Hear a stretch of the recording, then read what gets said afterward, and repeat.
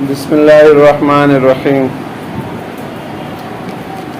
حضرت ابو ہریرہ رضی اللہ تعالیٰ عنہ سے روایت ہے کہ رسول اللہ صلی اللہ علیہ وسلم نے فرمایا، کوئی ایسا شخص جو ان باتوں پر خود عمل کرے یا کم از کم ان لوگوں کو ہی بتا دے جو ان پر عمل کریں۔ میں بولا، یا رسول اللہ صلی اللہ علیہ وسلم میں حاضر ہوں۔ آپ صلی اللہ علیہ وسلم نے میرا ہاتھ پکڑا اور یہ 5 باتیں شمار فرمائیں۔ پہلا فرمایا، حرام باتوں سے دور رہنا بڑے عبادت گزار بندوں میں شمار ہوگا۔ جو حرام چیزیں ہیں، ناجائز چیزیں ہیں، ناجائز باتیں ہیں، ان سے دور رہنا بڑے عبادت گزار بندوں میں شمار ہوگا۔ حرام کاموں سے بچو گے تو بڑے عبادت گزار لوگوں میں آپ کا شمار ہوگا۔ دوسرا فرمایا، اللہ تعالیٰ جو تمہاری تقدیر میں لکھ چکا ہے اس پر راضی رہنا بڑے بے نیاز بندوں میں ہو جاؤ گے۔ اللہ تبارک و تعالیٰ نے جو ہماری تقدیر لکھ دی ہے اس پہ ہمیں راضی رہنا ہے، تو بڑے بے نیاز بندوں میں اللہ ہمیں شمار فرمائے گا۔ جو ہماری تقدیر میں اللہ نے لکھ دیا ہے اس پہ ہم راضی رہیں۔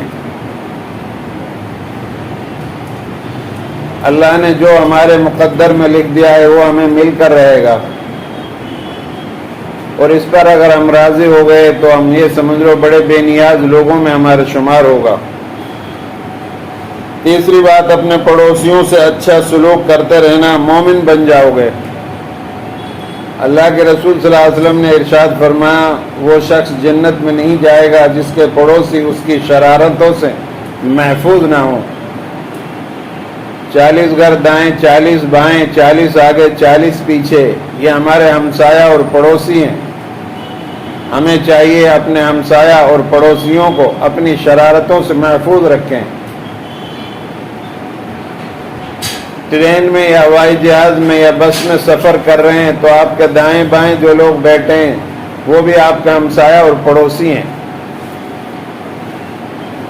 اور آپ کو سیٹ ملی ہوئی ہے۔ کچھ ضعیف اور کمزور لوگ، چاہے وہ کسی بھی مذہب کے ہوں یا مرد ہوں یا عورتیں ہوں، آپ تھوڑا سا ان کے لیے جگہ دے دیں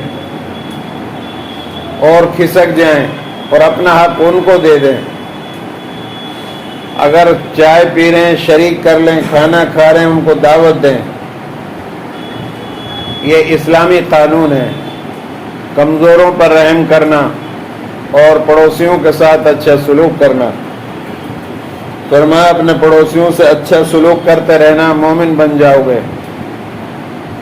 ہمارے دائیں بائیں یہ سب پڑوسی اور ہمسایہ ہیں، ہمیں اپنے پڑوسی اور ہمسایوں کا ہمیشہ خیال رکھنا چاہیے۔ ایک مرتبہ اللہ کے رسول صلی اللہ علیہ وسلم گھر کے اندر تشریف لائے، گھر والوں سے پوچھا کھانے کے لیے کچھ ہے؟ گھر والوں نے بتایا کہ تھوڑا سا آپ کے لیے رکھا ہے۔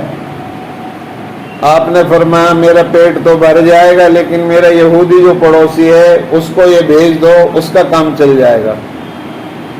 آپ اتنے قناعت اور صبر والے اور پڑوسیوں کا خیال رکھنے والے تھے، اور آپ کا فرمان ہے جو آدمی اپنے پڑوسیوں کو اپنی شرارت سے محفوظ نہ رکھے وہ جنت کی خوشبو بھی نہیں سونگھ پائے گا، جبکہ جنت کی خوشبو 500 سال کی مسافت سے آنا شروع ہو جائے گی۔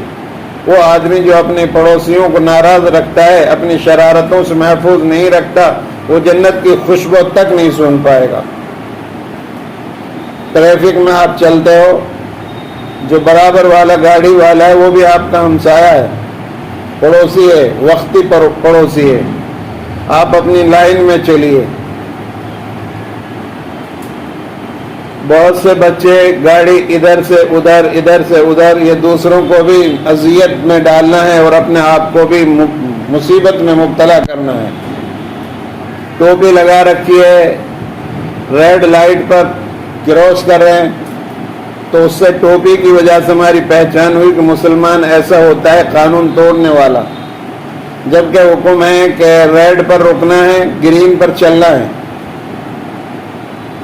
اور ٹوپی لگانے سے اور بدنامی کا سبب، پتہ نہیں وہ مسلمان ہے بھی کہ نہیں، لیکن ٹوپی آ گئی تو سارے لوگ یہ کہیں گے کہ مسلمان ہے، غلط کام کرنے والا مسلمان ہوتا ہے۔ حالانکہ ہر اچھا کام کرنے والا مسلمان ہونا چاہیے، پہچان ہو، اور ہر برائی سے بچنے والا یہ مسلمان ہونا چاہیے۔ آج ہماری پہچان غلط طریقے سے ہو رہی ہے۔ تو فرمایا اپنے پڑوسیوں کے ساتھ اچھا سلوک کرتے رہنا، مومن بن جاؤ گے۔ ہر آدمی مسلمان ہو سکتا ہے لیکن مومن نہیں ہو سکتا، مومن کے لیے شرطیں ہیں۔ چوتھی بات یہ، جو بات اپنے لیے چاہتے ہو وہی دوسروں کے لیے پسند کرنا، کامل مسلمان بن جاؤ گے۔ جو آپ اپنے لیے پسند کرتے ہیں، اپنے بھائیوں کے لیے، اپنے اوروں کے لیے وہی پسند کریں تو کامل مسلمان بن جاؤ گے۔ پانچواں، بہت کہے نہ لگانا، کیونکہ یہ دل کو مردہ بنا دیتا ہے۔ بہت سے لوگ ہاں ہاں کر کے ہنستے ہیں، اس سے دل مردہ ہو جاتا ہے۔ کم بولنا، کم کھانا، کم سونا اور ہنسنے سے پرہیز کرنا۔ جو دنیا میں ہنسا اور بے خوف ہو کر، نڈر ہو کر کہے لگاتا رہا، وہ آخرت میں اس کو بہت رونا پڑے گا، اور جو دنیا میں اللہ کے سامنے رویا اس کو آخرت میں ہنسے گا، وہ خوش رہے گا۔ اللہ کے خوف سے جو آدمی رویا اور وہ رونے کا چھوٹا سا قطرہ مکھی کے سر کے برابر ہی کیوں نہ ہو، اگر وہ چہرے پر بہتا ہوا آیا تو یہی قطرہ جہنم کی اس آگ کو، عذاب کو ٹھنڈا کرے گا جس کو ہم گناہوں کے بدولت پنپا رہے ہیں۔ اس لیے راتوں میں اٹھ کر اللہ کے سامنے رونا دھونا اور اللہ سے مانگنا، توبہ اور استغفار کرنا، اپنے دائیں بائیں لوگوں کے ساتھ اچھا سلوک کرنا اور اچھے انسان بننا، اور یہ سب چیزیں تب پیدا ہوتی ہیں جب انسان کے اندر علم آتا ہے۔ بغیر علم کا انسان اللہ کو نہیں پہچان سکتا۔